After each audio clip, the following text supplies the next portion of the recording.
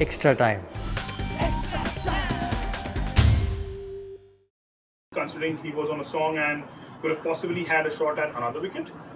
Yeah, it's always going to be the position that's debated, isn't it? That clearly, that was a decision for the captain to make there, to hold him back, and one more wicket would have been nice, but also they may have just defended that over and taken one over out of Jofra, which we could have used through the middle and the back end. So unfortunately, we probably didn't have enough contributors with the ball to maintain the pressure throughout the sort of the back end of the power play, and then they batted extremely well through the middle overs as well. I thought Manoj and Vijay batted extremely well. So that partnership, anytime there's a partnership of two significant scores, you're less likely to lose the game. So I thought they played outstandingly well and absorbed that pressure from that early onslaught of Jofra.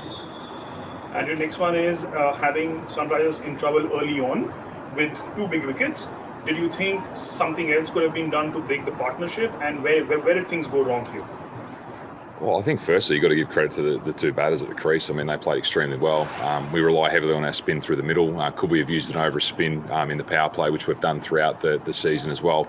I mean, these are all things in hindsight, but I felt like we had enough pressure on the power play with those two early wickets. The two batters at the time played extremely well. We were looking to squeeze through the middle with our spinners. I think we did that well at times as well. We just couldn't get that breakthrough. And as I said, that partnership, they didn't really give us a chance, I don't think, looking back on it. So it was an extremely good partnership, and full credit to the two at the crease.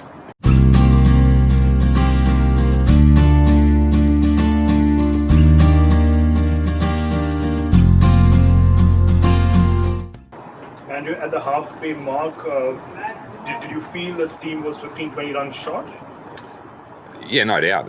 There's always that sort of element of you want more. 10 to 15 runs, I think, is probably about right, where we could have, if we had got that finishing punch to our innings, that could have definitely been the case of a 170 score. If you look at the comparisons between the two teams, they had two guys make 50. We didn't have anyone get past 50. So I think that really, if you narrowed it down to what went wrong potentially in that batting innings, is we just didn't have that solid contributor that got that 50+ score for us to really put some pressure onto the opposition bowlers. And they bowled extremely well. Every time it seemed as though we wanted to go, we lost that wicket. So you never want to lose wickets, and there's no ideal time to lose wickets, but it just seemed that way tonight, that every time our batters took a risk when they were just about to get going, that we lost a wicket. So we still want to encourage those guys to take those risks and play brave, and that's the art of T20. So can't really take anything away from their bowling as well.